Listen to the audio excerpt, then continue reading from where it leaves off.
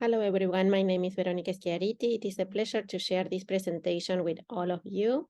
The title is My Abilities First, Incorporating Voices of People with Disabilities Globally. I am a developmental pediatrician and adjunct associate professor at the Division of Medical Science at the University of Victoria in British Columbia, Canada. I have no financial relationships to disclose. Everything that I'm going to share with you is open access.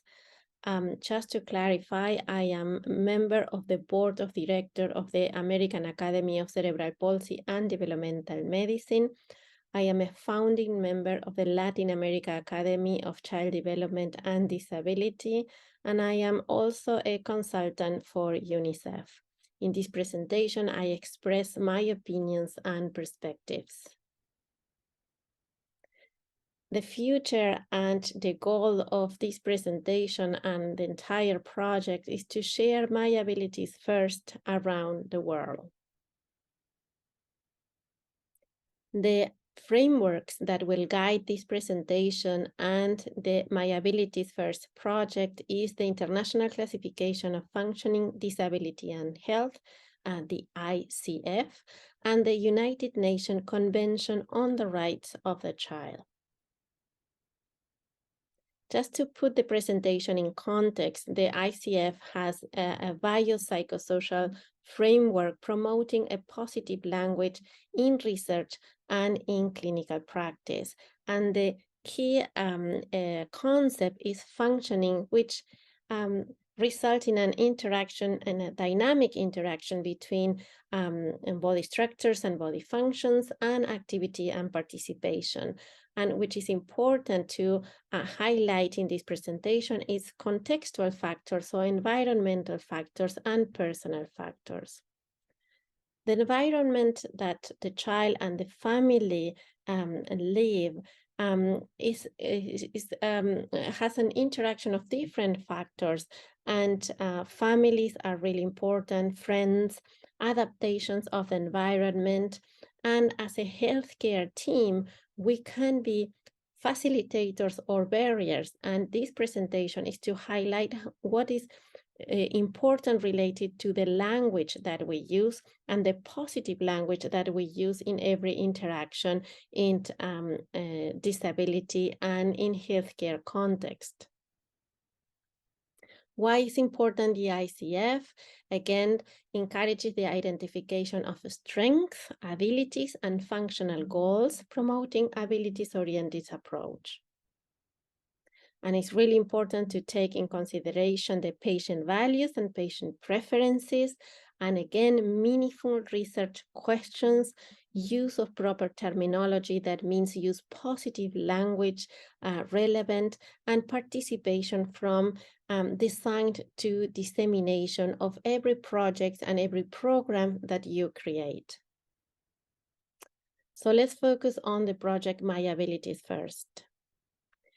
I want you to reflect and try to participate in this exercise. First, try to think 2 words that will describe yourself. What would you like other people to know about you? When I do these kind of exercises and interactions in in-person workshops and presentations, I get these kind of examples. People want to share positive words like friendly, compassionate, community champion, optimistic.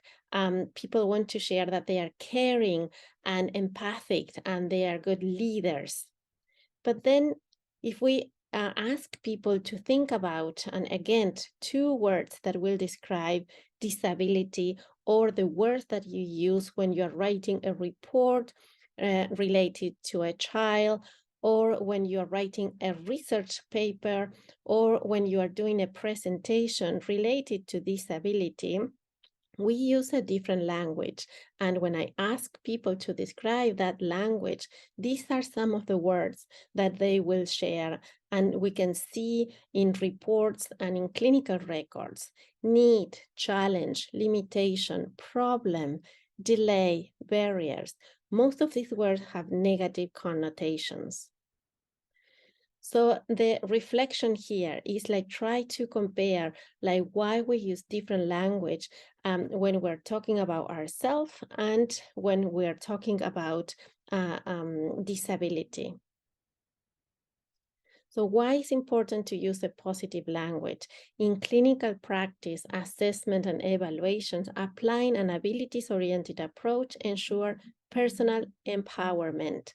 And that's in a context of human rights is very important. Again, an abilities-oriented approach helps establish an equal power in relationship between the healthcare team and the child and the family. We did a qualitative study in 2014, and you can access this open access paper. And we show that it's important to do research with children and not on children. So we need to ask their opinions and share their words and the way they describe themselves. This is a really nice paper describing how children with cerebral palsy describe themselves here in Canada, and they really use positive language describing what they are what they are able to do. A systematic application of an abilities-oriented approach has potential, like many potential contributions, improve communication between professionals and individuals, and importantly, it will change the societal perspective and attitudes towards disability with a more positive approach. It's kind of disruptive thinking about abilities and not disabilities. And this is the first paper fully dedicated to the project, published in 2020, and hopefully you have the opportunity to read about that, and will have access to different animations and materials related to the topic. The overall purpose of My Abilities First, again, is change attitudes toward disability, change data collection, adopting positive language, improve the child and family satisfaction with the healthcare encounter, and provide autonomy, independence, and dignity. Those are qualities of human rights abilities. The method, like you can use a quality improvement approach, encourage the adoption of an abilities-oriented approach in healthcare, and I'm going to show you some of the examples. And again, we want to improve satisfaction with the care. Change in data collection, these are some examples, and I know that TAIWAN are doing some of this, and they are like really a novel team adopting this. And hopefully you learn and you participate in this approach in the future. So adopt My Abilities identification card. Create this card. It's like kind of a passport of abilities, and try to create this abilities card with the child and with the family, and incorporate their voices and their words and the way they want to describe themselves. There are many options that you can do this. You can record a video, you can record an audio, you can add just a picture describing abilities, or write a paragraph. So these are a lot of options that you can incorporate in records in healthcare or in education. So this is examples of the animation that is an educational animation introducing the project. So hopefully you can access this. It has subtitles in original and traditional Chinese language. So again, the idea is to improve the experience in the healthcare team or with the education team. So like we want to change and have this right-based approach. This is an example of the animation. Hopefully you can access and again enjoy the presentation. I'm going to show you. Welcome to My Abilities First. Let's celebrate everybody's abilities. How would you introduce yourself? Would you describe your limitations? Or Would you start with your abilities? It's exactly the same exercise that we Traditionally, did. services for individuals with chronic conditions were planned based on what was wrong and what that person could not do. Nowadays, best practices are centered in empowering people to take a lead in their own data collection and care process. Okay. However, I'm gonna stop individuals there, with and you chronic can condition see report that they rarely experience whole an animation. ability. This is an example from Poland. Cześć, mam na imię Zosia, mam 18 lat, uczę się w zespole niepublicznych szkół specjalnych krok za krokiem w Zamościu. Często chodzę do kina i na zakupy do galerii handlowych. Prawie codziennie nagrywam filmiki na TikToku i korzystam z mediów społecznościowych. Kocham swojego pieska Kerry oraz świnkę morską Lizzie. Uwielbiam spędzać czas ze swoją przyjaciółką Kingą.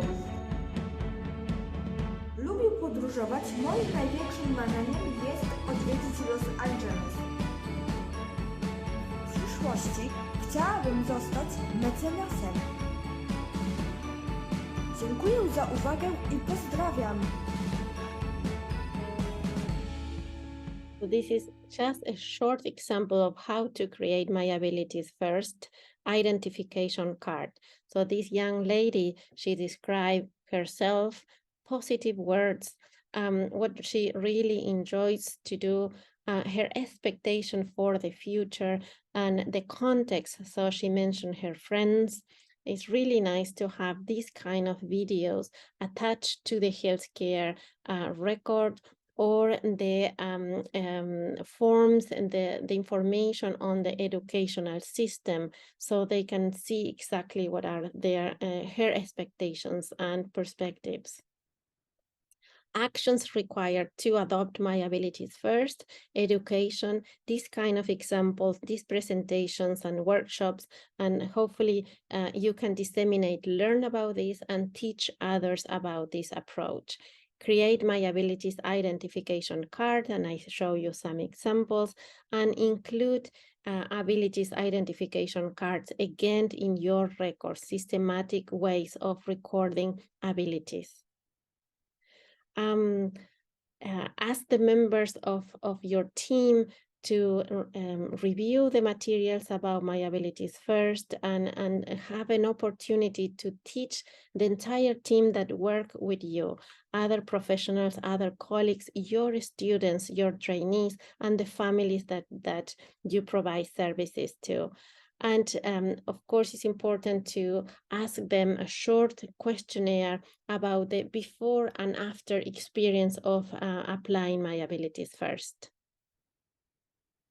So I'm going to show you some examples that are going on around the world.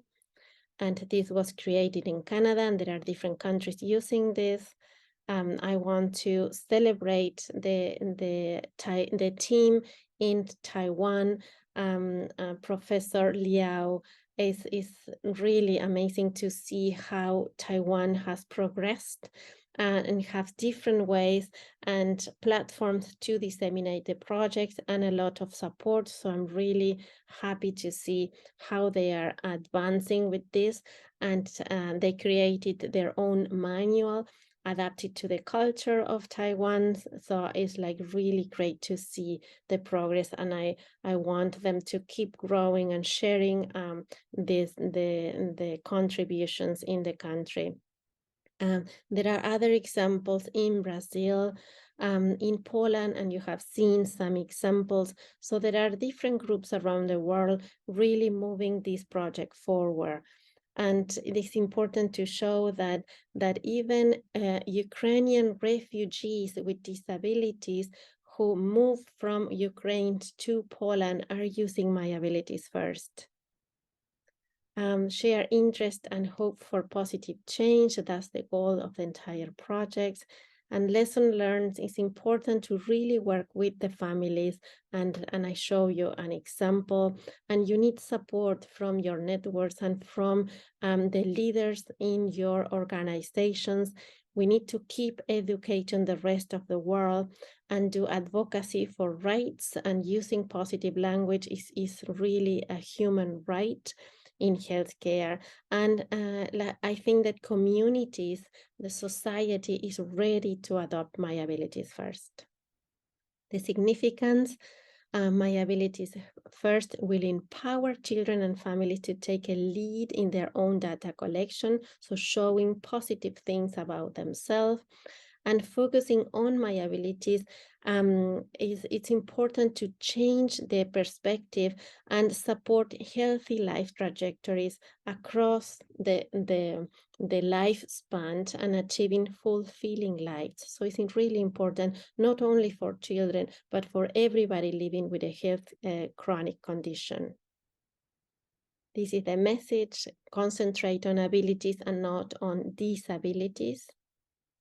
And there have been many global campaigns in Europe, in Latin America. It's really nice to see the response, and it's been incorporated in resources as successful ideas by the International Alliance of Childhood Disability COVID-19 Task Force, and this is just an example.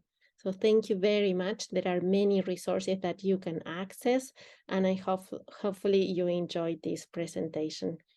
Thank you very much for paying attention to My Abilities First.